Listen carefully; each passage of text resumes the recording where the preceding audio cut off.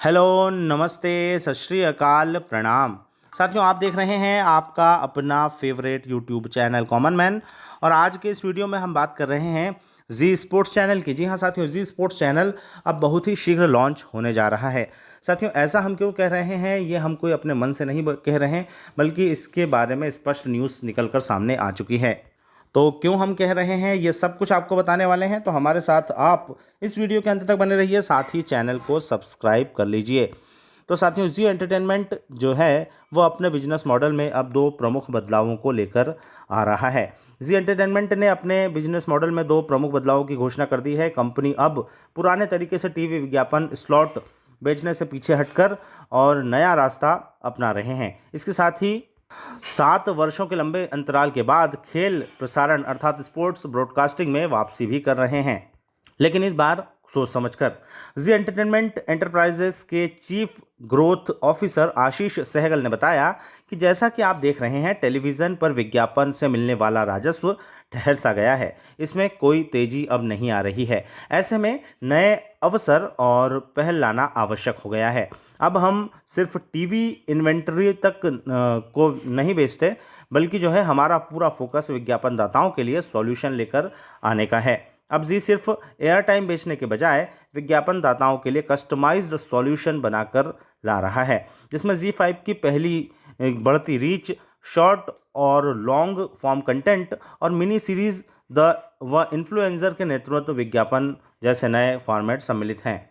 सहगल ने share holders के साथ एक वेबिनार में बताया कि हमारे पास अब जी5 है। हमने SYOD यानी सब्सक्रिप्शन वीडियो ऑन डिमांड पर भी जो है इन्वेंटरी खोली है। हमारी नई पहल जो है मिनी सीरीज़ है, जिसमें प्रोडक्ट को स्क्रिप्ट के आरंभिक चरण से ही पूरी तरह से सम्मिलित किया जाना है। फिर यह कंटेंट SYOD में AVOD अर्थात ad based video on demand होते हुए टीवी तक पहुंचता है। उन्होंने कहा कि यह विज्ञापनदाताओं के लिए पूरे व्यूअरशिप स्पेक्ट्रम में पहुंचने और जो है क्लंटर ब्रेकिंग सॉल्यूशन देने का अवसर देता है।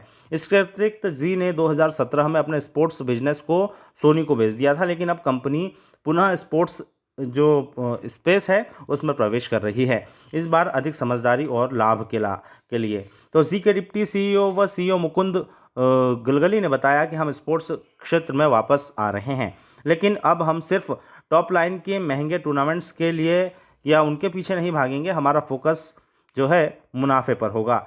जील के स्ट्रेटजी हेड विकास सोमानी ने बताया कि कंपनी क्रिकेट जैसे हाई कॉस्ट मॉडल के साथ साथ जो है low risk high impact regional sports पर अधिक दाव लगाएगी। उन्होंने कहा, हम स्थानीय खेलों पर फोकस कर रहे हैं जो इस क्षेत्र में लोकप्रिय है और जिसे हम देश के अन्य हिस्सों में पहुंचाना चाहते हैं। यह एक स्केलेबल लेकिन समझदारी से चुनी गई रणनीति है। उनका कहना है, यह रणनीति जी को उस पुरुष दर्शक वर्ग को वापस लाने में सहायता करेगी जो फिलहाल चैनल से हटे हुए हैं। जी ने अपने मशहूर टीवी विज्ञापनों जो किरदार हैं उन्हें डिफ्लुएंसर्स के रूप में प्रस्तुत किया है, जो अब सोशल मीडिया और डिजिटल प्लेटफॉर्म पर ब्रांड्स के लिए प्रचार करेंगे। सहगल ने बताया, हमने विज्ञापनदाताओं के लिए 360 डिग्री सॉल्यूशन तैयार किया है।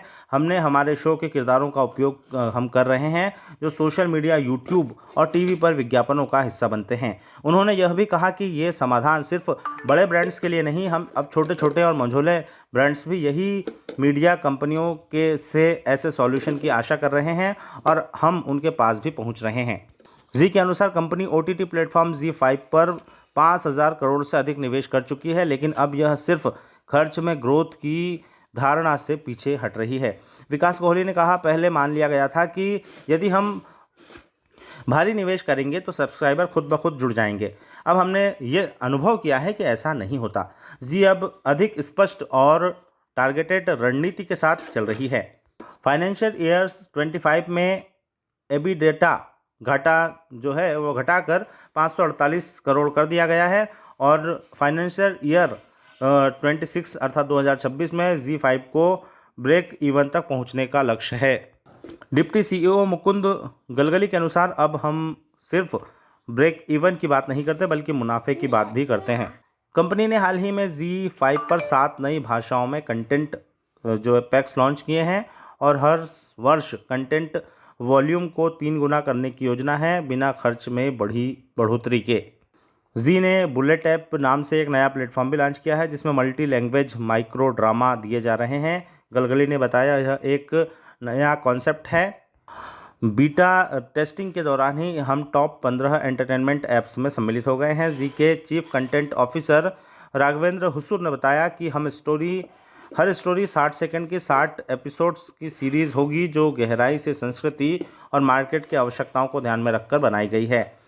जी के ये बदलाव यह स्पष्ट संकेत देते हैं कि कंपनी पारंपरिक टीवी और भारी खर्च करने वाले मॉडल से आगे निकलकर एक अधिक चुस्त डिजिटल और आरओआई केंद्रित रणनीति अपना रही है।